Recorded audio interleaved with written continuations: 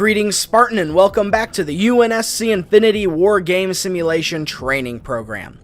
Today Spartan, we will be looking at the UNSC Railgun. The asymmetric recoilless carbine 920 is a human weapon developed by Acheron Security. It is a small man-portable version of the MAC cannons used on UNSC capital ships, and it works by accelerating a projectile between a pair of magnetically charged rails. This results in the projectile being propelled at supersonic speeds, dealing massive damage to whatever it hits. However, the size of this railgun hinders its power quite a bit, and it won't destroy vehicles in a single hit, but it will deal massive damage to infantry.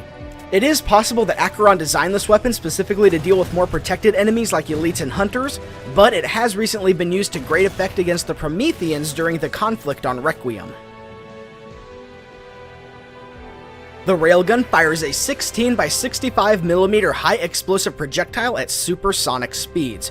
Now it can only hold one round at a time, which can be reloaded in 3 seconds, but the weapon must first be charged before firing, so its rate of fire greatly varies depending on the situation.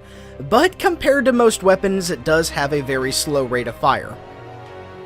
But despite its flaws, the railgun is very powerful. It's capable of killing a Spartan with one direct hit to any part of the body, and it can remove an overshield with only 2 rounds. However, when combined with a damage boost, it can remove an overshield with only a single round.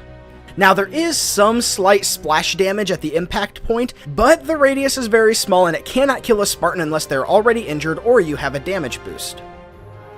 Against vehicles, the railgun doesn't deal a lot of damage, but it can be used from a much longer range than most other anti-vehicle weapons. Although with such a slow rate of fire, I don't recommend engaging medium or heavy vehicles without a damage boost.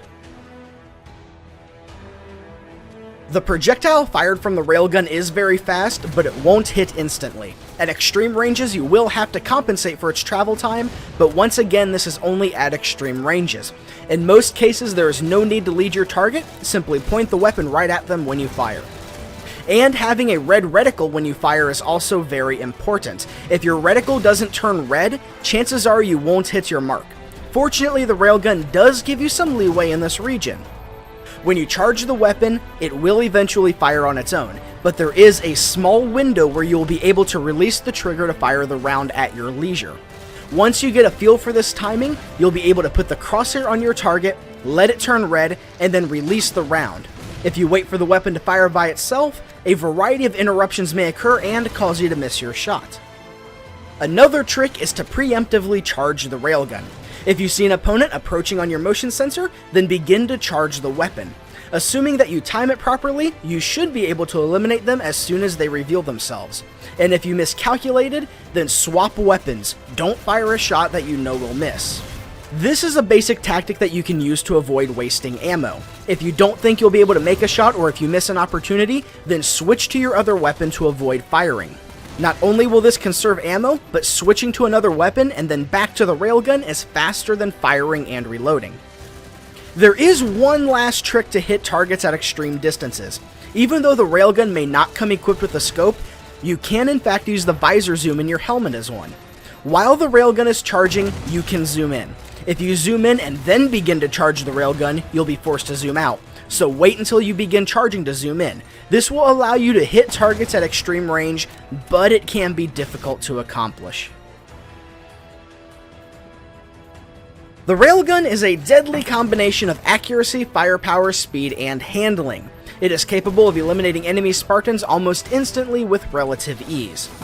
Many soldiers view this weapon as the little brother of the Spartan laser. It's not quite as powerful, but it is much faster. The main drawback of this weapon is that it has a low capacity and it has to be charged before firing, so having a keen eye and a steady hand is almost a necessity.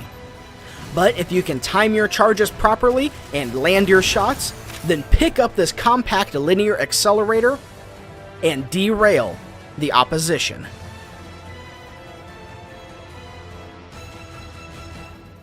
Thank you for watching this episode of my Halo 4 weapon guides. If you enjoyed it, please have a look at my other videos and be sure to stay tuned for more to come.